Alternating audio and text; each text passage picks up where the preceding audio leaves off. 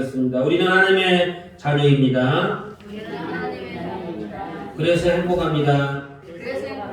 그래서 행복합니다. 네, 감사합니다. 우리가 하나님의 자녀라고 하는 것을 이제 마음에 품고 또 자부심으로 삼으시기를 바랍니다. 하나님이 이스라엘 자손들에게 가나안 땅으로 가라고 한 이유가 무엇인가요? 한마디로 말하면 뭐라고 말할 수 있죠? 하나님이 이스라엘 백성들에게 가나안 땅, 약속의 땅, 젖과 꿀이 흐르는 땅으로 가라 이렇게 하신 이유가 뭐예요? 복 주시죠. 그렇죠. 복을 주시기 위해서. 그러니까 복을 받기 위해서는 출애굽의 모험이 필요합니다. 출애굽을 했는데 뒤에서 애국 군대가 쫓아와요. 그러니까 사람들이 뭐라고 그래요? 다 모세를 원망하면 내 이럴 줄 알았다고. 내가 진작에 말하지 않았냐고. 이런 일이 있을 거라고. 인지 어떻게 할 거냐고. 막 그렇게 모세를 몰아세웠어요. 그러니까 출애굽하는데도 용기가 필요하고 모험이 필요합니다. 그럴 줄 알고 출애굽하는 거예요. 예수 믿으면 예전의 삶을 버려야 되고 오히려 더 힘들어질 수 있고 오히려 세상 사람들이 이제 못 모르고 비난할 수 있어요. 내 이럴 줄 알았다고. 그 뭐 하려고 나를 교회를 데려갔냐고. 이렇게 원망하기보다는 그런 줄 알아야 되는 거예요. 아, 내가 제대로 출애굽했구나. 내가 제대로 예수 믿고 있구나. 그러니까 사람들이 그렇게 말하지. 이렇게 오히려 우리 마음을 다스려야 되죠. 복을 받기 위해서는 출애굽의 모험이 필요합니다. 또 광야 40년의 인내가 필요하죠. 그 40년의 인내를 하지 못해서 광야에서 쓰러져 간 사람들이 무수히 많습니다. 광야 40년의 인내, 이 땅에서 주님 오시는 그날까지 혹은 우리가 죽어서 천국 갈 때까지 이 땅에서 어떻게 견뎌내느냐라고 하는 거예요. 그런데 많은 사람들이 이 삶을 견디지 못하고 중간에 포기하고 다시 세상으로 돌아가는 사람들이 부지기수라 그 얘기입니다. 그러니까 예수 믿어서 복을 받으려면 출애굽의 모험도 필요하고 광야 40년의 인내도 필요합니다. 또 한 가지 뭐가 필요한가요? 7년 전쟁의 용기도 필요합니다. 모세가 요단강가에서 이스라엘 백성들을 가나안 땅에 들여보내고 모든 리더십을 누구에게 넘겨줬습니까? 여호수아에게 넘겨줬어요. 여호수아가 해야 할 일은 그 땅에 들어가면서부터 그 땅을 다 정복할 때까지 전쟁을 하는 겁니다. 전쟁이 약 7년간 이루어졌습니다. 손에 쥔 곳이 아무것도 없어요. 이제 군수물자가 없다 그 얘기입니다. 칼도 없고 창도 없고 방패도 없고 그냥 가지고 있는 거는 맨 몸뚱이 하나밖에 없는 거예요. 그러니까 저쪽은 잘 정비된 군대 정예 부대가 있는 거고 여기는 군사훈련도 제대로 받아보지 못한 오합지졸이 있는 겁니다. 그러니까 싸운다는 것이 무모한 일이죠. 우리가 예수 믿어서 악한 마귀를 대적한다는 것이 무모한 짓일 수 있어요. 그런데 그 악한 마귀를 대적할 용기가 필요하다. 뭐 하려면요? 가나안 땅을 차지하려. 저와 여러분이 예수를 믿어서 천국에 이제 가고자 한다면 세 가지가 반드시 필요하죠. 출애굽, 다시 말하면 예수를 믿는 모험이 필요해요. 진짜 천국 있을까? 있을지 없을지 가봐야 알죠. 가봐야 알지만 우리가 그것을 믿고 시작하는 거예요. 믿음 생활을. 또 이 땅에서 주님 부르시는 그날까지 인내의 삶이 필요하고 또 악한 마귀와의 영적 전쟁이 용기가 필요한 것입니다. 이런 수고와 노력, 이런 믿음과 용기가 없다면, 그럴 배짱이 없다면 하나님의 축복을 받을 생각도 하지 말아야 합니다. 여기서 말하는 축복은 이 땅에서의 풍족한 삶을 포함하여 천국에 이르는 영생의 복을 말하는 겁니다. 천국 갈 생각을 하지도 말아야 됩니다. 그것이야말로 욕심입니다. 그러므로 하나님의 크신 축복을 누리기를 원한다면 지금보다 더 큰 믿음의 용기, 결단과 노력의 삶을 사시기를 주님의 이름으로 축원합니다. 그리고 7년 전쟁이 끝났습니다. 드디어 가나안 땅을 분배받게 되었는데 오늘 본문에는 요단 동쪽의 땅을 분배받는 내용이 나옵니다. 12지파가 있는데요. 12지파가 있는데 여기는 이제 우리나라는 한강을 중심으로 해서 이제 강북, 강남 이렇게 나누잖아요. 이스라엘은 강이 북에서부터 이제 남으로 나눠져 있어요. 그러니까 동쪽, 서쪽 이렇게 나눕니다. 근데 동쪽 땅이 훨씬 조그만하죠. 원래 하나님이 주시려고 했던 땅은 서쪽 땅이었어요. 근데 가서 보니까 너무 좋아요, 그 땅이. 그래서 모세에게 이야기하기를 이 땅을 우리에게 주소서 이렇게 말합니다. 그것이 12지파 중에 2지파 반. 므낫세와 갓지파와 므낫세 반지파와 갓지파와 그 다음에 르우벤 지파. 므낫세 반이라고 하는 것은 므낫세 지파가 큰데요. 이제 반절 나눈 거예요. 일가족이 북쪽에 동쪽에도 살고 서쪽에도 살고. 그 반이라고 하는 얘기는 절반을 이야기하는 겁니다. 중요한 것은 땅을 분배받았다는 것은 무엇을 이야기합니까? 이스라엘 백성들이 왜 출애굽을 했죠? 복을 받으려고 출애굽했잖아요. 이제 그 복의 실체가 뭐예요? 땅을 분배받는. 땅을 분배받는다고 하는 것은 무슨 의미냐면 자유인이 된다는 것을 의미합니다. 예전에는 이제 애굽 왕 바로의 종살이를 했습니다. 430년. 대대손손 그냥 430년이면 잘 감이 안 오죠? 조선 역사가 500년 역사죠. 조선왕조 500년. 그러니까 한 이제 500년이면 한 왕국이 500년이면 굉장히 오랫동안 유지한 겁니다. 역사에서는. 그러니까 430년이면 굉장히 오랫동안 뼛속 깊이 노예 근성이 있는 사람. 그런데 뭐예요? 땅을 분배받았다고 하는 것은 이제부터는 자유인이 된다는 것. 하나님의 백성으로 살아간다는 것을 이야기한다는 것입니다. 이것이 하나님 주시는 축복입니다. 출애굽의 목적이 무엇이었습니까? 복을 받는 것이죠. 광야 40년을 인내하며 견디며 7년 전쟁의 두려움을 이겨낸 이유가 뭐예요? 그건 가나안 땅을 얻기 위한 수고와 노력이었습니다. 그러면 저와 여러분에게 묻습니다. 저와 여러분들이 예수 믿는 목적이 뭔가요? 왜 세례를 받으셨어요? 왜 교회를 나오고 계시냐 그 얘기입니다. 그냥 취미생활인가요? 신앙생활하는 사람은 목숨 걸고 신앙생활하는 거예요. 그러니까 그 옆에서 한가롭게 취미생활로 나왔다고 하는 것은 굉장히 불쾌한 거죠. 사실은.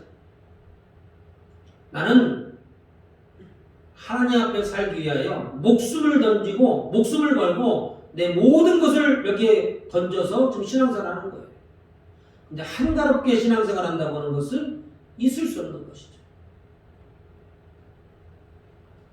예배를 드리고 오늘 우리가 여기 모여있는 이유, 간절히 기도하는 이유, 눈물을 흘리며 가슴을 쥐어뜯으며 기도하는 이유가 무엇입니까? 또 최근에는 우리가 교회를 수리하고 어제만해도 나무를 자르고 또 그거를 나르고, 자르는 것도 일입니다만 나르는 게 더 힘들더라고요. 나르고 그것을 뒤처리하는 그 이유, 무엇 때문에 그렇게 수고하고 헌신하셨습니까? 그것은 하나님이 주시는 축복을 누리기 위해서 우리가 그렇게 수고하고 헌신하고 목숨을 거는 겁니다. 나와 나의 가족이 구원을 받고 천국을 누리기 위하여 우리가 수고의 땀을 흘리고 헌신을 하는 것이죠. 그런데 오늘 본문에 하나님이 땅을 주시기 위하여 하나님이 하셨던 두 가지가 있습니다.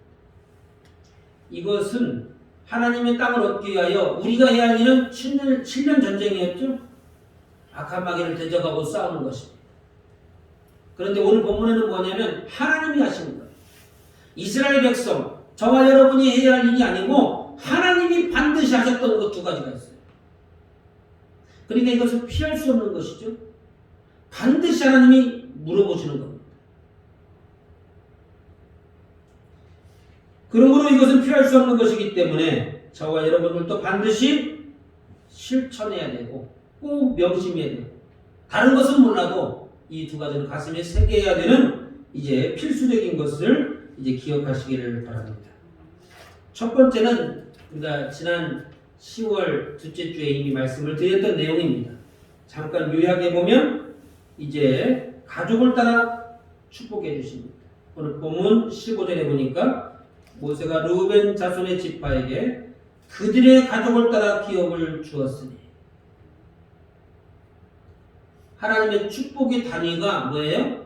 가족이에요. 가족. 그래서 창세기에 보니까 하나님이 이제 아담과 하와에게 명령하십니다. 그런데 그들에게 이렇게 말씀하세요. 그들에게 복을 주어 그들에게 그러니까 아담에게만 준 게 아니고요. 아담과 하와를 이야기합니다. 온 천지를 물로 심판하실 때에도 노아 한 사람만 구원하신 게 아니고 노아와 말 잘 듣는 아들 몇 명만 골라간 게 아니고 노아의 일가족을 배에 실었어요. 주 예수를 믿으라. 그리하면 너와 내 집이 구원을 받으리라. 그러니까 처음에는 가족 단위였는데 신약에 와서는 내 집이 구원을 받으리라. 집 안에는 누구도 있어요? 피가 한 방울도 섞이지 않은 이제 노예들도 있습니다. 그 온 가족이 구원을 받는다는 거예요. 온 집안이. 그래서 이제 그 백부장의 집에 이제 이 베드로를 초청하여 이제 말씀을 듣다가 성령 세례를 받게 되잖아요. 그때 그 백부장이 뭐 했습니까? 온 가족뿐만 아니라 일가 친척, 친구들까지 다 데려오고. 그러니까 가족의 단위가 집안으로 바뀌고 집안의 개념이 좀 더 포괄적으로 넓어졌죠. 그리고 이제 오순절 마가다락방에 120명의 제자들이 모여서 성령 세례를 받습니다. 그것이 교회죠. 축복의 단위가 가족에서 집안으로 그리고 이제 교회로 바뀌어지는 거예요. 그러니까 하나님의 축복은 어디를 통해서 역사하십니까? 교회를 통해서 역사하십니다. 교회를 떠나서 나 혼자 홀로 신앙생활한다? 있을 수 없는 얘기예요. 그거는 부득불 선교지에서 혹은 어쩔 수 없이 혼자 있는 병석에서 그렇게 할 수 있는 거예요.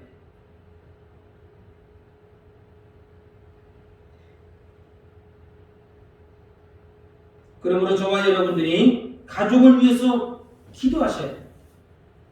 왜냐하면 하나님의 축복의 최소 단위가 가족이기 때문에 그렇죠. 그리고 교회를 중심으로 신앙생활 하시기를 바랍니다. 오늘 이제 하나님의 축복을 축복하시기 위해 하셨던 두 번째는 무엇인가요? 22절 끝에 보니까 칼날로 죽였더라. 반드시 제거해야 할 것이 있다는 거예요. 축복의 땅에 들어가는데 그 축복의 땅에서 절대로 함께 할 수 없는 존재, 그들을 다 죽이라. 예수 믿으면 절대로 함께 할 수 없는 것이 있어요. 그것을 죽여야만 축복을 주신다는 거예요. 그런데 그들이 누구입니까? 16절부터 22절까지 그 누구인지 이름이 자세히 기록되어 있어요. 근데 이름보다는 땅 이름이 더 많이 나와 있죠? 어느 땅, 누구네 땅. 근데 그 땅이 다 누구 땅이라고요? 21절에 보니까 아모리 족속의 왕 시온의 온 나라라. 아모리 족속의 땅이었던 거예요. 요단 동편은 누구 땅이었어요? 아모리 족속의 땅이었어요. 아모리 족속의 땅. 그러니까 특별히 르우벤 지파가 차지하는 땅은 아모리 족속의 땅입니다.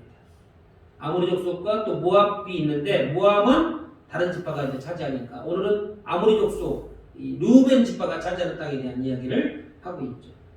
그 아모리 족속 아모리라고 하는 나라를 다스렸던 왕이 시온이에요. 거기 보니까 또 누가 나와요? 모세가 시온을 그 땅에 거주하는 시온의 군주는 뭐예요? 왕 밑에 있는 이제 군주들 성의 한 성의 이제 지도자를 이야기합니다. 그러니까 시온 왕은 언제 죽었어요? 7년 전쟁 하기 전에 이스라엘이 요단강을 건너가기 직전에 맨 처음에 한 전쟁이 아모리 족속의 왕 시온과 바산 왕 옥이라고 하는 두 이제 왕을 죽이는 전쟁을 벌였죠. 그런데 군주들은 아직 안 죽었던 것이죠. 군주들은 아직 안 죽었습니다. 7년 전쟁이 끝난 다음에 죽였는지 중간에 죽였는지는 알 수 없습니다만 중요한 건 뭐냐면 이스라엘 백성들에게 하나님이 이제 가나안 땅 출애굽했던 이유 40년 광야 생활했던 이유 7년 전쟁했던 이유가 뭐예요? 땅 분배를 받으려고 하는 거예요. 이제 막 땅 분배들을 받으려고 하는 그 직전에 너희 가족들에 줄 것이다. 두 번째는 뭐예요? 이들은 반드시 죽여야 된다. 칼날을 치라. 이렇게 말합니다. 그러므로 저와 여러분이 하나님의 땅, 천국을 소유하기를 원하신다면 반드시 그 땅의 원주민들을 다 제거해야 됩니다. 우리 마음속에 있는 습관을 다 죽여야 돼요. 버리라 이렇게 말하지 않고 죽이라 이렇게 되어 있어요. 칼날로 치라. 다시는 살아도 돌아오지 못하게 죽이라는 거예요. 그러니까 버리면 뭐예요? 다시 돌아올 수 있어요? 다시 돌아오게 하지 말라는 거죠. 세상에서 누렸던 쾌락, 죄의 습관, 그것을 다 죽이라는 거예요. 그것을 하지 않고서는 그 누구도 축복의 땅을 차지할 수 없고 천국을 누릴 수 없는 것입니다. 그러므로 우리의 속사람, 우리의 옛습관을 십자가 앞에 다 묻어버리시고 성령으로 다시 태어나서 하나님의 축복이 임하시기를 주님의 이름으로 축원합니다.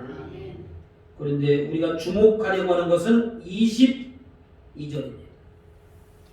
함께 읽어봅니다. 시작. 이스라엘 자손이 그들을 사륙하는 중에 부올의 아들 점술과 발람도 칼날로 죽였더라.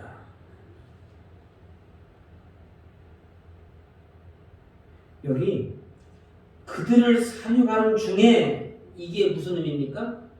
원래는 발람을 죽일 계획이 없었어요. 그런데 그 군주들을 죽이는 가운데에 누구도 끼어 있는 거예요? 발람도 끼어 있어서 발람도 죽였다는 거예요. 발람도 죽였다는 거예요. 축복의 땅을 차지하면서 발람도 칼날로 죽였다는 이야기가 왜 성경에 기록되어 있을까요? 21절이 왜 필요할까요? 22절이. 그러니까 21절까지만 하시면 되는데 왜 22절이 더 필요했습니까?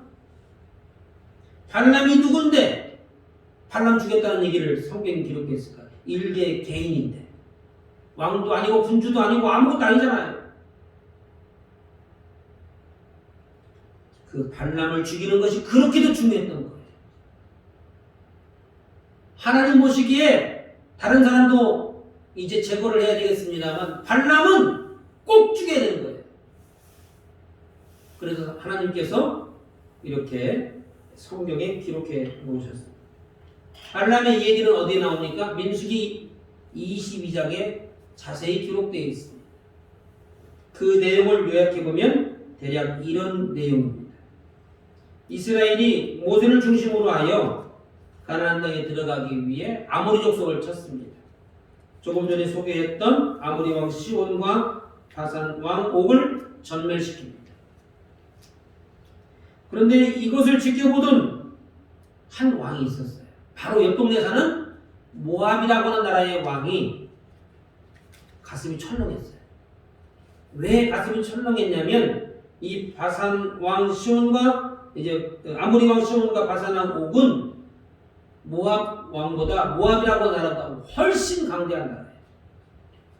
훨씬 강대. 그들이 전쟁에 진다는 것은 있을 수 없는 거예요. 근데 그들이 전멸당했어요.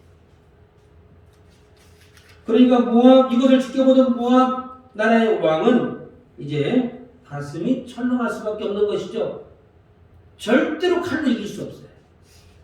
모압 왕이 그 전쟁을 지켜보면서 뭘 깨달았어요? 절대로 칼로 이길 수 없다. 그거 한 가지를 깨달았죠. 옛날 고대에는 칼로 전쟁을 못 이기면 뭘로 이기려고 했을까요?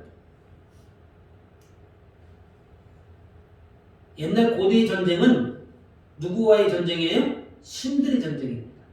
우리가 섬기는 신이 이기냐? 더 세냐? 니네가 섬기는 신이 더 세냐? 그러니까 전쟁에 꼭 누가 끼어요? 주술사가 낍니다. 우리나라로 치면 무당이 꼭 끼어요. 그래서 그 주술의 힘으로 이스라엘을 물리쳐보고자 했던 것이죠. 왜냐하면 우리는 그렇게 힘이 세지 않으니까. 모압 왕 생각이 그렇다는 거예요. 그 주술사가 누구냐면 발람입니다. 그 인근의 제일 유명한 무당이에요. 그래서 무슨 구슬을 했을까요? 저주를 내리는 구슬 이제 하기를 원하고 가서 어떻게 해요? 저주를 이제 퍼부어 주기를 원했던 거예요.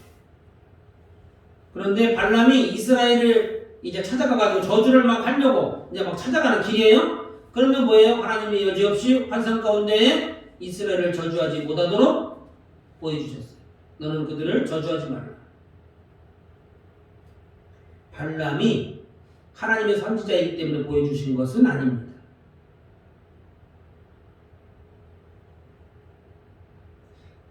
그런데 이 발람이 포기하잖아요. 하나님 분명히 그렇게 얘기했는데도 하나님을 무서워하잖아. 두 번째 시도하고 세 번째 시도합니다. 왜 포기하지 못했을까요? 그걸 뭐라고 그러나요? 이 점칠 때 받는 것은 복채라고 하겠습니다. 굿할 때 받는 거는 뭐라고 그래? 그 대가로 받는 거? 하여간 그거. 그것이 너무 큰 걸 준 거예요. 한 나라가 전쟁하면서 준 거니까 어마어마한 걸 준 거예요. 그러니까 이 발람이 그 물질의 욕심을 내가지고 포기할 수가 없는 거죠. 그래서 세 번째 저주하려고 시도하는데 실패했어요. 왜 실패했냐면 타고 가던 나귀가 말을 안 들어요. 나귀 보고 가자고 그러면 나귀가 안 가. 그러니까 그 갖고 가던 회초리로 그냥 사정없이 세 번을 때렸습니다. 나귀가 입이 풀려가지고 나귀가 말을 해요. 뭐라고 말했습니까? 왜 세 번이나 나를 때리십니까? 저기 앞에 천군천사가 안 보입니까? 나귀가 이렇게 말을 해버리고. 그래서 이 발람 눈을 들어 보니까 천사가 칼을 들고 있는 거예요. 한 발짝만 더 앞으로 나아가면 발람은 죽습니다.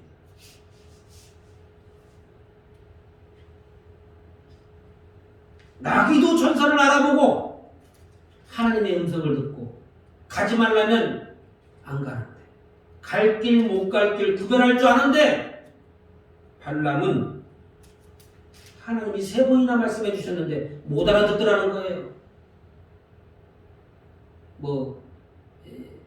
이솝 우화에서 말하는 걸로 그런 말투로 말해본다면 나귀보다 못한 존재가 되어버렸죠. 사람들한테 예언을 해주고 미래를 점쳐주는 사람이 자신의 한치 앞의 죽음도 깨닫지 못하더라는 것이죠. 하나님이 가지 말라고 하는 거, 하지 말라고 하는 거, 왜 그것을 꼭 그렇게 하려고 하느냐라고 하는 메시지를 오늘 우리에게 보여주고 있습니다. 저와 여러분들은 어떻게 살아가고 계십니까? 우리가 어떻게 살아야 할지는 이미 말씀을 통해서 말씀하셨고 매주 주일마다 주일 오후에 수요 예배, 금요 기도에 매 예배 시간마다 우리가 어떻게 살아야 할 것인지 하나님이 말씀해 주셨어요.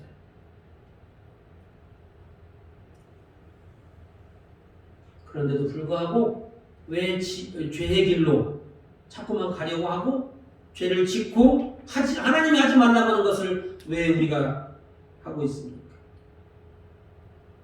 하나님이 저와 여러분들에게 그것을 묻고자 하시는 것이죠. 그 길이 아니라고 가르쳐줘도 굳이 그 길을 가겠다고 한다면 그러면 저와 여러분들은 이 시대에 발람보다 이제 더 나은 사람이라 말할 수 없는 것이죠. 이 시대에 발람이 따로 있는 게 아니에요. 하나님 말씀을 알고도 하나님의 음성을 듣고도 순종하지 않으면 그게 곧 발람이 되는 거예요. 중요한 것은 무엇이냐면 그 발람은 절대로 하나님 땅에 존재할 수 없다는 것.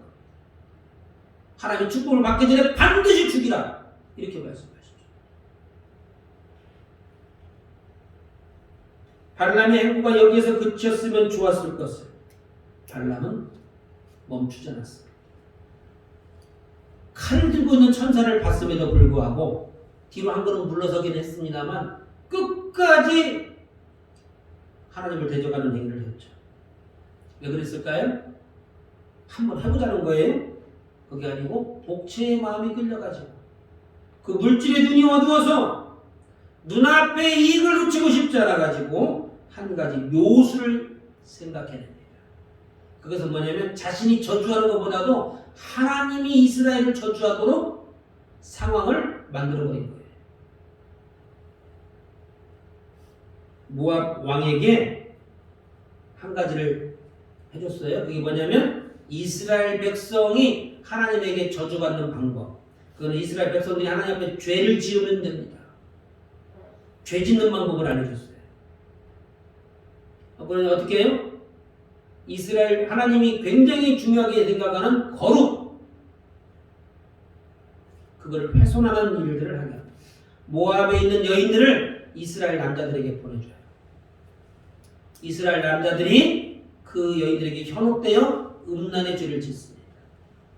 모압이 섬기던 신들을 섬기게 하고 그 앞에 절을 하게 만들었죠. 이 일로 인하여 하나님이 그 땅에 연병이라고 하는 전염병을 퍼뜨려서 무려 22,000명이 그 자리에 한날 한시에 몰살을 당하게 됩니다.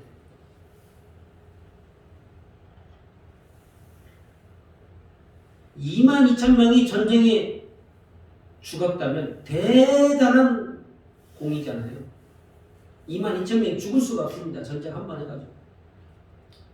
그런데 한날 한시에 한 번에 22,000명을 죽이셨어요.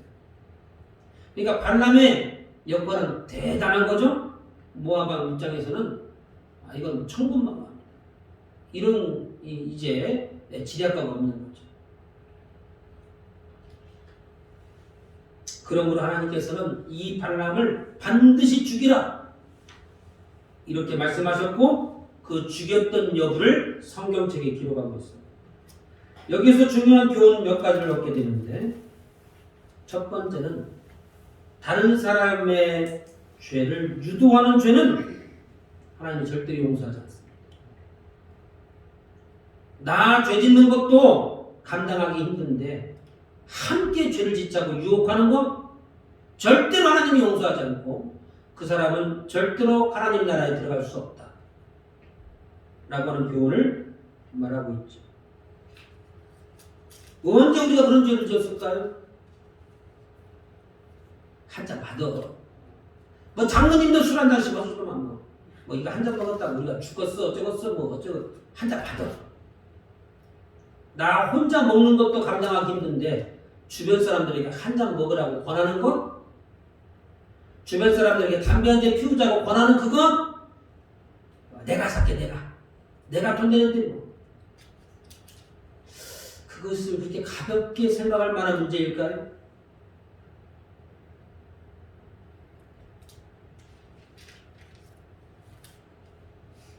그렇게 권면하는 것이 우리의 정인가요? 사람 살아가는 이제 도리인가요? 그럴지는 모르겠어요. 세상 사람들은 그것을 정이라고 부르고 도리라고 부르고 사람이 예의가 있어 이렇게 말하는지 몰라도 하나님 보시기에는 절대로 용서할 수 없는 죄. 가나안 땅에 들어가기 전에 반드시 발람을 죽이라 라고 할 수밖에 없는 죄에 해당하는 것이죠. 헌금생활 그렇게 하는 거 아니야. 헌금은 이렇게 하는 거야 하면서 가르쳐준다고 헌금을 자기 수준에다 끌어맞춰요. 자기 수준. 네가 많이 내면 목사님 나는 뭐라고 생각하고 있어. 그런 심정. 신앙생활을 가르쳐준답시고 너도 적게 달라고 권면합니다. 이것이 하나님 보시기에 합당할까? 하나님 앞에 복을 받는 방법을 알려줘도 지금 이제 될까 말까인데 끌어내려서 내 수준을 맞춰가지고 나랑 같이 가자는 것이죠. 11조는 뭐 하려고 그렇게 많이? 우리 집보다 교회가 더 부자야. 네가 얼마나 번다고? 그러면서 11조를 못하게 가로막아요. 이게 과연 하나님이 원하시는 것일까라고 하는 것이죠. 몸을 살해감산해야지. 집안일도 안 하면서 교회 가서 죽자 그러고 살면은 그런 말들이 과연 옳은 것일까라고 하는 거예요. 나만 이제 안 하면 그것은 나 하나만 하나님 앞에 죄를 짓는 건데 같이 하자는 거예요. 같이. 그렇게. 그것이 과연 옳은 것일까라고 하는 것입니다. 그것이 하나님 보시기에 합당한 것이면 당연히 축복이 임하죠. 그러나 그것이 하나님 보시기에 합당하지 않는다면 축복은 고사하고 생명록에 내 이름이 지워질까 우리가 염려를 해야 하는 부분이죠.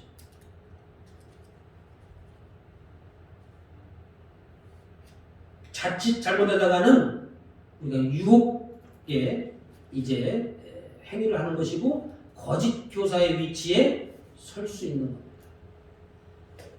그러니까 이제 다른 사람들이 죄짓도록 이렇게 권면하는 것 절대로 하나님이 용서하지 않고 또 잘못된 가르침을 말하는 것 그것도 하나님 기뻐하지 않습니다. 하나님 말씀을 내 수준으로 끌어내리는 것 내 상황에 맞추는 것 하나님 무서운 죄가 되는 것입니다. 다른 사람들을 가르친다고 이렇게 저렇게 말하는 것 그것으로 인해서 상대방이 위축되고 상처를 받는다면 나는 지금 무슨 행동을 하는 것이죠?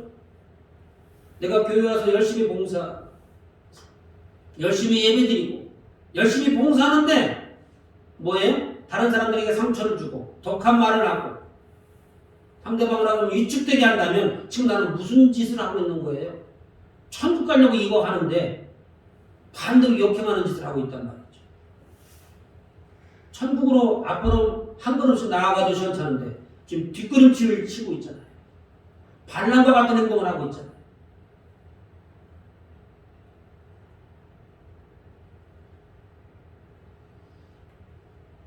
우리가 열심히 일하고 헌신했음에도 불구하고 열심히 예배드리고 신앙생활을 했음에도 불구하고 말 한마디 행동 하나 잘못해서 도리어 책망받고 심판을 받게 된다면 나는 지금 무슨 짓을 하고 있냐라고 하는 거예요.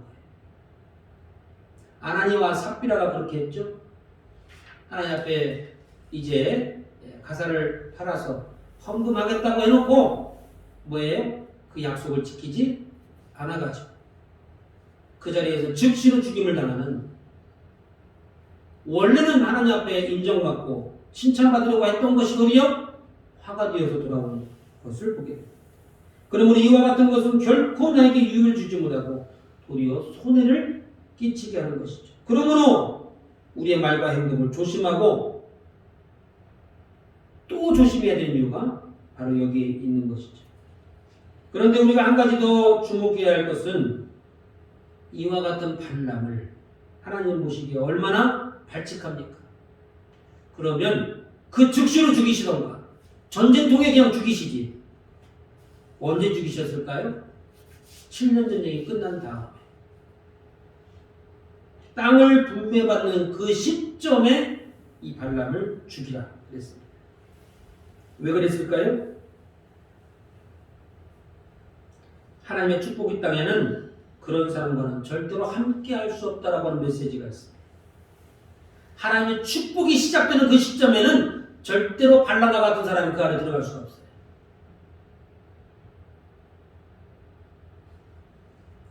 이스라엘 백성들 사이에서 더 이상 그런 거짓 교훈 또 더 이상의 죄짓게 하는 것을 용납치 않으시겠다는 거예요. 하나님 백성들 사이에서 계속 이간질하고 하나님과의 관계를 이간질하고 잘못된 것을 가르치는 그것을 용납하지 않겠다는 거예요. 어떤 경우에도 하나님 백성과는 함께 할 수 없다라고 하는 것을 말씀하고 있습니다. 그러므로 저와 여러분이 더 조심해야 되겠죠. 나의 말과 행동으로 인해서 나에게 아직 하나님 축복이 임하지 않았는지도 모르겠어요. 하나님은 주시려고 했는데 내 안에 누가 있어요? 여전히 발람이 남아있다면, 여전히 하나님 앞에 이제 죄를 짓고 있다면, 하나님 축복을 주시려고 다 준비했는데 축복이 임할 수 없는 거죠. 그러니까 하나님의 축복이 내 안에, 우리 가정에 임하는 이제 방법 중에 하나가 뭐예요? 내 안에 발람이 없는지를 살펴보는 거예요. 하나님이 싫어하는 행동과 말을 하고 있지 않은지 살펴봐야 하는 것입니다. 그러므로 하나님은 그런 사람, 발람과 같은 언행을 이제 싫어하시고 내 안에 있다면 반드시 칼날로 죽이라 말씀하고 있는 것을 믿으시기를 바랍니다.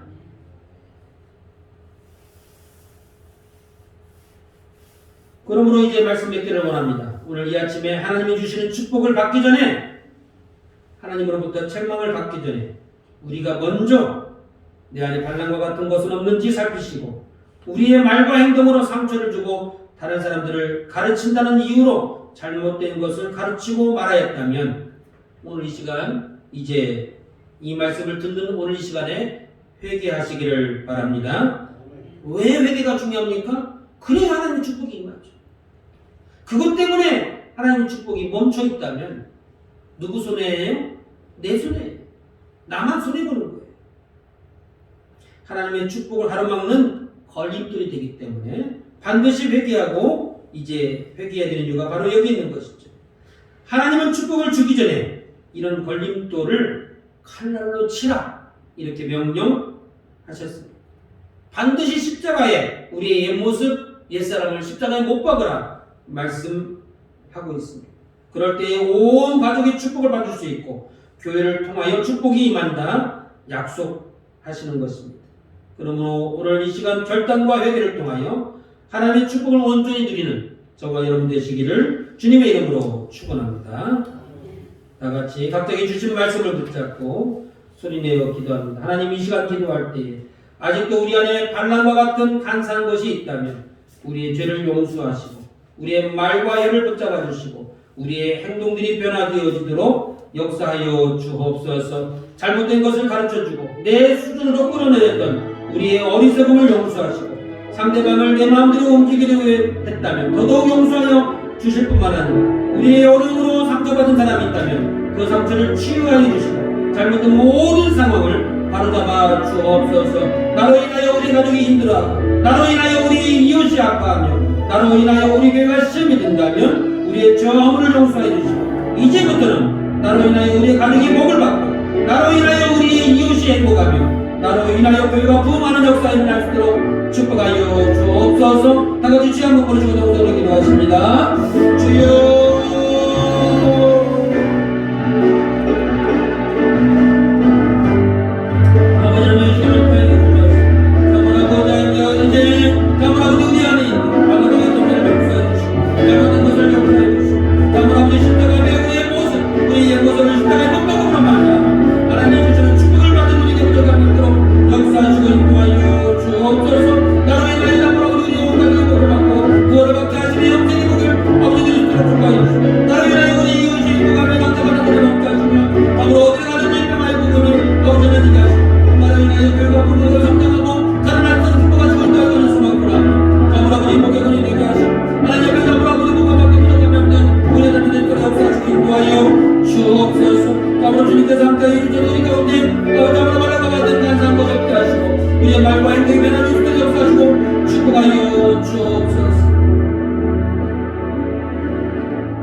아버지 하나님, 오늘 우리의 교회를 통하여 사물 아버지 이제 충성된 신앙생활을 하게 하시고 우리의 가족을 따라 복을 내려 주시옵소서. 뿐만 아니라 나로 인하여 교회와 성도와 이웃들이 평안해지며 자, 우리 행복할 수 있도록 은혜와 복을 허락하여 주옵소서. 예수님의 이름으로 기도합니다. 아멘. 찬송가 436장 찬양하시면서 준비하신 예물 하나님 앞에 드리겠습니다.